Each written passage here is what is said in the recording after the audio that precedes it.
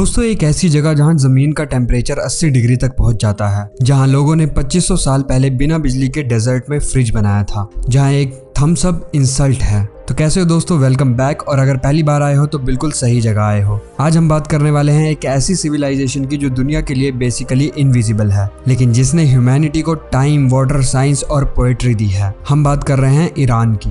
ये जैसे हिस्टोरिकली जाना जाता है पर्शिया की।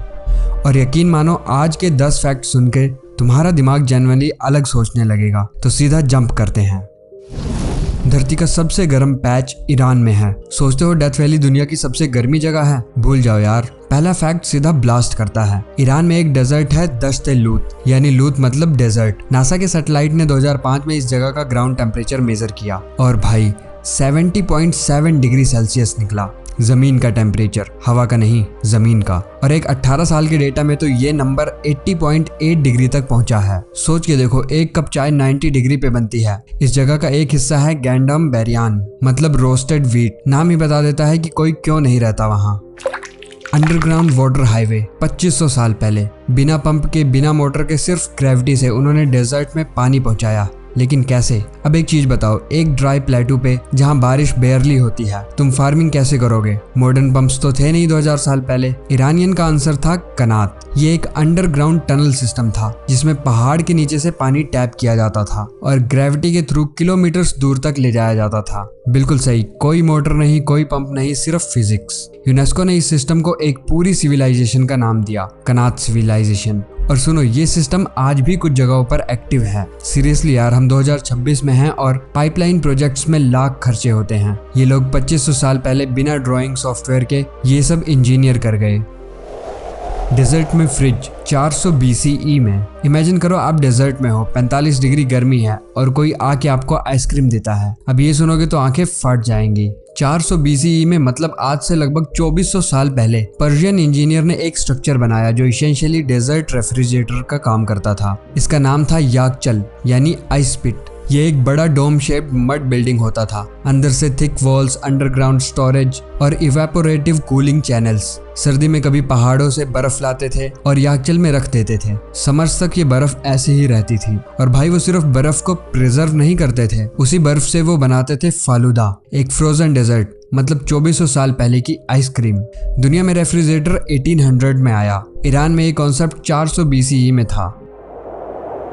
एंशिएंट एसी बिना बिजली के। ये टावर देख के पहले लगता है कि ये सिर्फ डेकोरेशन है, लेकिन ये एक्चुअली एसी सिस्टम था। अब तक का पैटर्न देख रहे हो? ईरानियंस ने डेजर्ट को हैक किया बार बाड़गीर, यानी विंड कैचर। ये टॉल टावर्स होते थे जिन्होंने हवा को कैप्चर करके घर के अंदर कूल एयर भेजा है और गर्म हवा ऊपर से बाहर निकलती थी, बिल्कुल चिमनी की तरह। याज सिटी में आज भी ये टावर्स खड़े हैं। कई जगह तो एक ही पानी की टैंक के ऊपर 3-3 विंड टावर्स लगाते थे, सिर्फ पानी को ठंडा रखने के लिए। ये पैसिव वेंटिलेशन बिना एक सिंगल वॉट बिजली के एक मॉडर्न एसी जितना इफेक्टिव था। और डिजाइन इतना सॉलिड कि आज के आर्किटेक्ट्स भी सस्टेनेबल बिल्डिंग्स में ये कॉन्सेप्ट यूज करते हैं। कैलेंडर जो ग्रिगोरियन से भी एक्यूरेट है। साल 1079 CE में एक आदमी ने ऐसा कैलेंडर बनाया जो आज भी ग्रिगोरियन से ज्यादा एक्यूरेट है। नाम था ओमर खयाम। ओमर खयाम के बारे में मोस्ट लोग जानते हैं एक पोएट के रूप में, बट यार ये पहले एक मैथमेटिशियन और एस्ट्रोनॉमर थे। साल 1079 CE में उन्होंने और उनकी टीम ने एक सोलर कैलेंडर डिजाइन किया, जलाली कैलेंडर, जो इतना प्रिसाइज था कि इसका एक साल था 365.2424 डेज के बराबर। एस्ट्रोनॉमिकल वैल्यू है 365.2422 दिन। डिफरेंस सिर्फ 0.0002 दिन का, यानी प्रैक्टिकली 0। और ग्रिगोरियन कैलेंडर जो पूरी दुनिया यूज करती है आज, ये थोड़ा कम एक्यूरेट है एवरेज पर। आज भी ईरान के ऑफिशियल कैलेंडर इसी जलाली सिस्टम पर बेस्ड हैं। और Navroz, Persian new year exactly spring equinox पर ही पड़ता है, कभी भी ड्रिफ्ट नहीं होता। दुनिया का पहला मेगा अंपायर पर्शिया था। 6th सेंचुरी BCE में एक अंपायर था जो मेडिटेरियन से इंडिया तक फैला हुआ था और इसकी राजधानी ईरान में थी। साइरस द ग्रेट, एक नाम जो हिस्ट्री बुक्स में जाना चाहिए लेकिन स्कूल्स में इसे रेयरली पढ़ाते हैं। उन्होंने 6th सेंचुरी BCE में एकियामेनिड पर्शियन एम्पायर बनाया, उस वक्त का सबसे बड़ा एम्पायर। नाइल से मेसोपोटामिया तक, मेसोपोटामिया से इंडस तक। और ये सिर्फ साइज का मामला नहीं था, उन्होंने स्ट्रैपी सिस्टम इंट्रोड्यूस किया, प्रोविंस, गवर्नर्स, पोस्टल रोड्स और मैसेज रिलाई सिस्टम, जिससे खबर एम्पायर के एक कॉर्नर से दूसरे कॉर्नर तक पहुंचे विद अनप्रेसिडेंट स्पीड। ये बेसिकली दुनिया का पहला sophisticated multi ethnic governance model था। टैक्सेशन, कम्युनिकेशन, एडमिनिस्ट्रेशन सब स्ट्रक्चर्ड। बाद के एम्पायर्स ने इंक्लूडिंग रोमन्स ने इस सिस्टम से लेसन लिया और इस लेगेसी को अपनाया।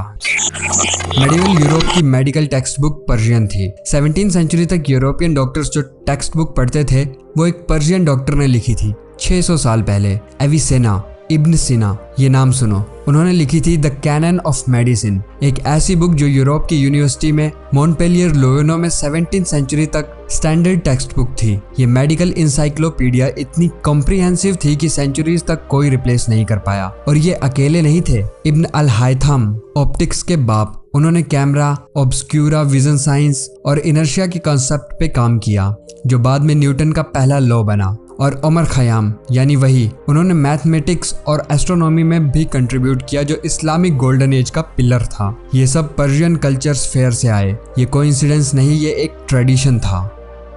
पोइट्री जो आज भी जिंदगी में है। एक ऐसा देश जहां लोग रोज की बात में 700 साल पहले लिखी कविता कोट करते हैं। सीरियसली, इंडिया में हम कहते हैं कल्चर का मतलब सिनेमा और क्रिकेट, ईरान में यह है पोइट्री।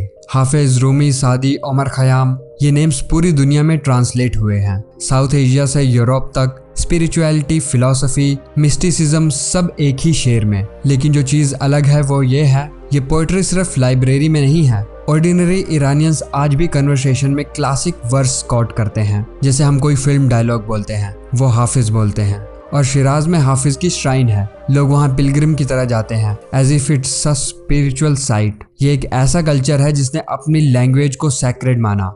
ईरान में thumbs up is equal to गाली। एक टूरिस्ट ईरान गया, खाना खाया, खुश हुआ और वेटर को थम्स अप दे दिया। ये उसने गलती कर दी। अब थोड़ा लाइट हो जाते हैं। वेस्टर्न कंट्रीज में थम्स अप मतलब great job, all good, loved it. Iran में ट्रेडिशनली थम्स अप एक ऑफेंसिव जेस्चर है, वेस्टर्न मिडिल फिंगर जैसा, सीधे बदतमीजी। ये डीप रूटेड कल्चरल कन्वेंशन है जो ओल्डर जनरेशंस और कंजर्वेटिव या रूरल एरियाज में आज भी स्ट्रॉन्गली सर्वाइव करता है। अर्बन ईरानियंस मीडिया की वजह से वेस्टर्न मीनिंग समझते हैं, बट गारंटी नहीं है। ट्रैवल ब्लॉगर्स और टूरिस्ट को स्पेसिफिकली वार्न किया जाता है प्लीज थम्स अप मत करना। तो अगर कभी ईरान जाओ, लाइक करना हो तो कमेंट में लिखो, हाथ से मत दिखाओ। 29 यूनेस्को साइट्स और काउंट हो रहा है। पॉलिटिकली अलग, कल्चरली ईरान दुनिया के टॉप 10 देशों में है यूनेस्को हेरिटेज के हिसाब से। लास्ट फैक्ट, और ये शायद सबसे अंडररेटेड है, ईरान के पास 29 यूनेस्को वर्ल्ड हेरिटेज साइट्स हैं, ग्लोबली टॉप 10 में, इटली, चाइना जैसे देशों के साथ। पर्सिपोलिस एंशियंट कैपिटल, सूजा 6000 साल पुराना सिटी, पर्शियन कनात system, trans Iranian railway, Hawraman के स्टेप्ड लैंडस्केप्स जो 2020 में ऐड हुए, 4000 साल की सिविलाइजेशन जो एक देश में समाई हुई है। हर एक एम्पायर ने कुछ छोड़ा है, architecture, landscape, religion, urban planning. ये सिर्फ म्यूजियम नहीं है, ये लिविंग हिस्ट्री है और दुनिया ने ऑफिशियली रिकॉग्नाइज किया है ये जगह कुछ एक्स्ट्रा ऑर्डिनरी है। तो यार ये था ईरान, एक ऐसी सिविलाइजेशन जिसने डेजर्ट में फ्रिज बनाया, बिना बिजली के एसी चलाया, ग्रेविटी से पानी पहुंचाया, एक कैलेंडर बनाया जो आज भी एक्यूरेट है और दुनिया को पोएट्री, साइंस और एम्पायर मैनेजमेंट सिखाया। और ये सब हेडलाइंस के पीछे छुपा हुआ है। अगर ये वीडियो यूजफुल लगी तो लाइक करो, शेयर करो और कमेंट में बताओ इन 10 फैक्ट्स में से कौन सा तुम्हारा माइंड ब्लॉक किया। मेरा पर्सनल फेवरेट था डेजर्ट में आइसक्रीम वाला, 2400 साल पहले। बेल आइकन दबा देना, अगली वीडियो मिस मत करना। तब तक ख्याल रखना, मिलते हैं नेक्स्ट वीडियो में।